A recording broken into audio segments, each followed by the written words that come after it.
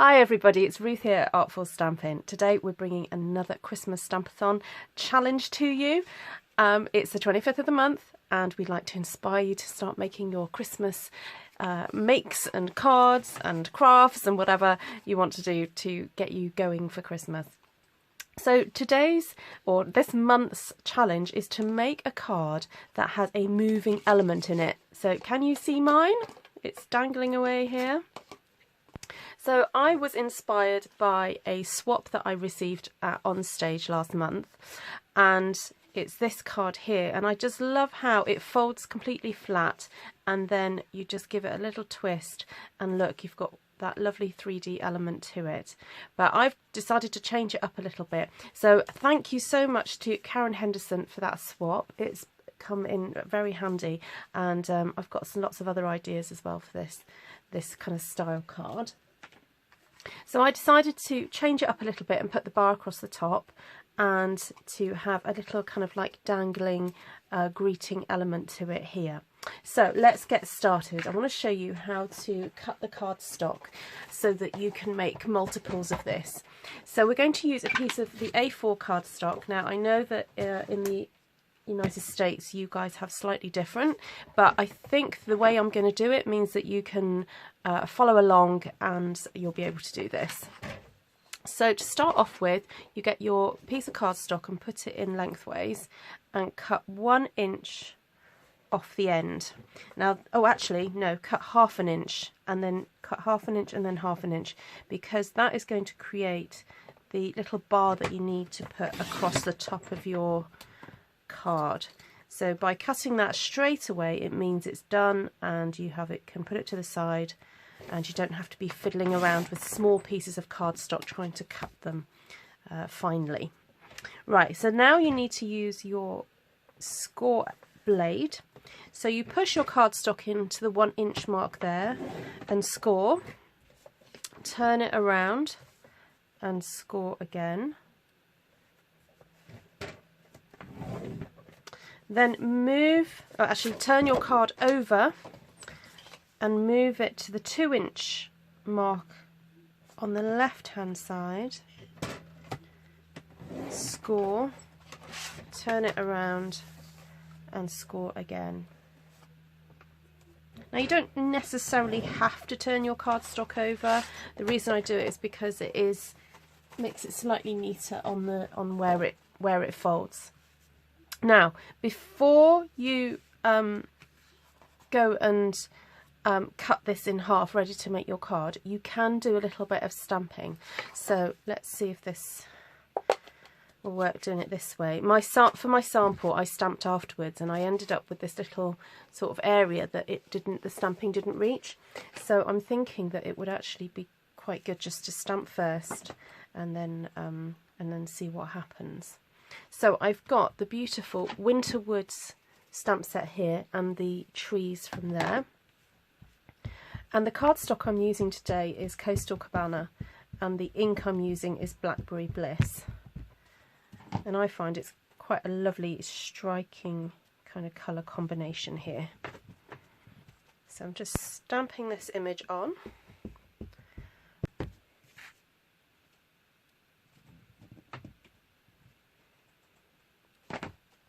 When you've done that, take the little kind of snowfall image here, or you can use this for some other things as well, but this is what I'm going to be using it for today, just to put a little bit of grounding to these trees. Now this helps particularly if you've just missed the edge of the bottom with the tree trunks, and also it just makes it look like the trees are actually growing out of something and not floating in midair. So now we can cut the card into half. So in the UK that's 14.85 millimeters.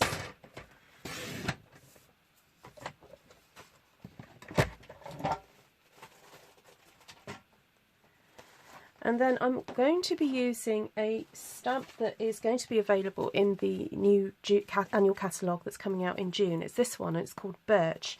and I just love this stamp for creating backgrounds, and have used it just on the background of that central piece there, because I thought it would just, you know, create a bit of a different texture in the back. So all I did was I folded the card back like that, and I'm using Coastal Cabana ink. I'm just going to turn the stamp there because I actually quite like having that kind of extra dark wood bit in the sky. It kind of makes it look like a sky with, I don't know, clouds and stuff in the background. So I'm just inking that up. As you can see, I've got that straight directly onto my table, and I'm just going to place then the card over the top, and then if you don't want to get ink on your hands, you can just flip your grid paper over the top and then push down so that you don't get inky hands, and then give it a good rub, and then you know that you've achieved good coverage on your card. So that's that done. So I'll get that out of the way. So the next piece to work on is the piece that's going to go across the top.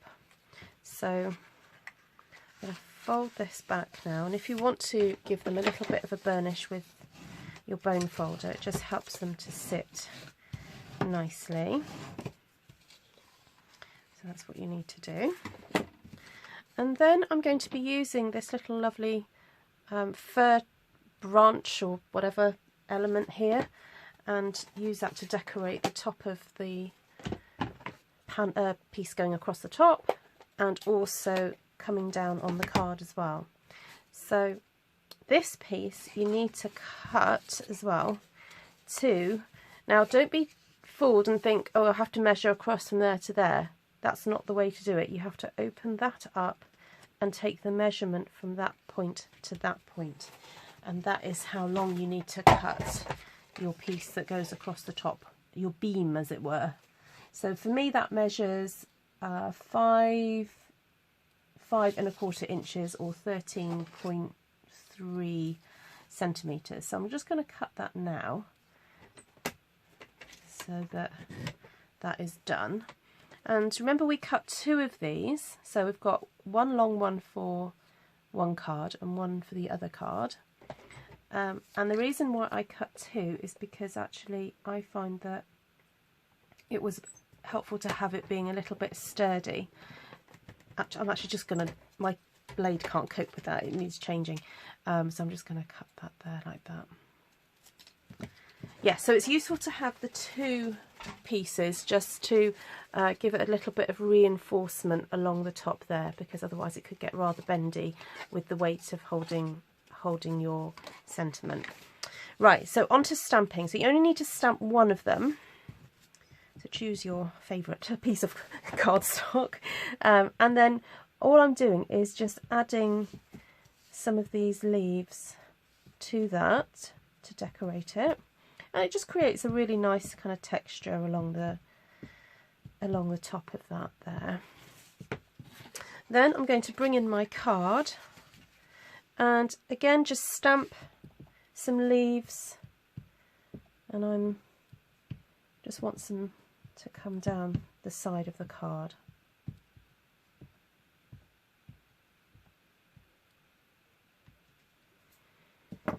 The other stamp I'm going to use is this beautiful little pine cone,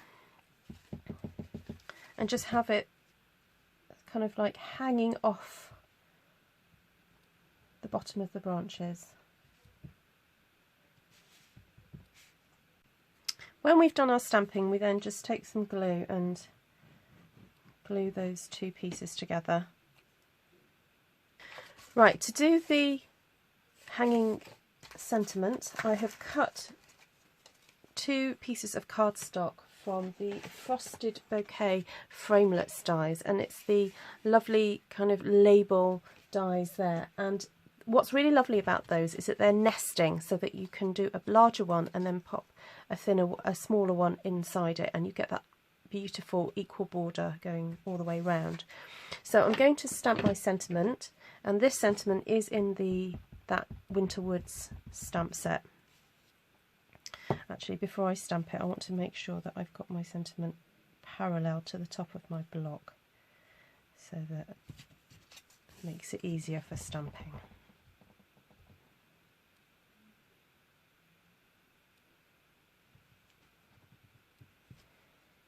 There we go. Then I'm using some thread from this really gorgeous little labels and accessories kit that's in the main catalogue at the moment. Come June, this won't be available, and you get lots of little embellishments and some thread and some labels, and I just thought the thread on this would go really nicely. So you just need to cut enough to create a little bit of a hanging and also enough to glue down. Now on my prototype I actually stuck a piece of card in between the two, but I'm finding that it's a little bit heavy, and if the surface that you place the card on is not too flat, it runs the danger of actually it falling over. And when I told my husband this morning that I had to do this, I had to film this, and it had to be cards with movement, he said, well, if you just put a card on the edge of a table, it'll fall over. There's your movement. Little did he realise, and I did say to him afterwards, actually, I have created a card that might fall over, so I'm going to have to slightly adjust it. So I'm just going to go for using dimensionals on this now. So I'm just going to place 2 on either side. Actually, I'm getting to the end of this sheet of dimensionals, so I'm just going to use up some scraps. And, oops, doesn't want to come off. And I'm just going to then put the thread on onto the dimensionals, and therefore kind of kill 2 birds with 1 stone, as it were, by sticking the 2 pieces of card together and the thread at the same time. So I'm just going to place the thread here and here, and then I'm going to be able to put my sentiment then over the top, and it's all going to stick together, and that's the sentiment done. Right, to have the sentiment then hanging from the middle, you need to get some kind of brad, or we call them, what do they call them here? Paper, oh, not paper clips. I can't remember the name of what we call them over here. But anyway, you just need something that's got some sort of prongs. Now, I'm not too sure. I need to check whether these are in the current catalogue. But often Stampin' Up do sell brads like this. But I'm sure if you're a crafter, you'll have something like this in your stash. So you just need to find the halfway point for your panel, the piece that goes across. And to be honest, I kind of just eyeballed it. I just had a look at it and went, oh, that's halfway. And then very carefully get your snips or something else very sharp, like the paper piercing, the piercing tool, and just make a small hole. You don't have to make a really, really huge hole, because the brad itself, once the point gets through, you can kind of pretty much get the rest of it through. So although it's a little bit stiff, it is going to go through. There we go. And if you do need to make it bigger as well. Just by a little bit of poking there. Oh, there we go, that's a bit easier. Right, so before you put that through though, remember to get the thread from your hanging label, pass that through the prongs of the brad before placing that in, and then you're going to have to slightly twist it so that when you open the prongs, they get hidden at the back of your cardstock like that. Okay. Now I've just remembered my original one. I think I actually put the brad through and then stuck the second panel over the top. But it's up to you which way you want to do it. That way you do create a little bit of, there's a little bit of space in between, but this way you don't have space in between the card, but you do have it slightly showing at the back. So it's up to you which one you want to do first. You just need to place some glue at the top here. And as you can see, I've got this one open and this one folded over. So you just need to place some glue there, and then some glue at the same height on the other side right on the edge, and then you can place the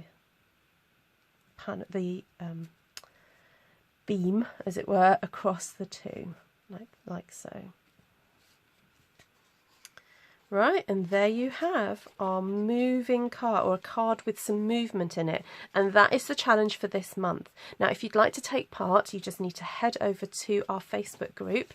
The link will be below this in the description, and just make 4 cards using some kind of moving element to it. Take a photo and pop it on the Facebook page, because you could be in for a prize. So we've got the lovely Denise in the United States, Rosalie and Ellen in Australia, and myself in the UK as demonstrators that are going to be providing the prizes, and who've been running this challenge. So hope to see what you make soon. Take care for now. Bye bye.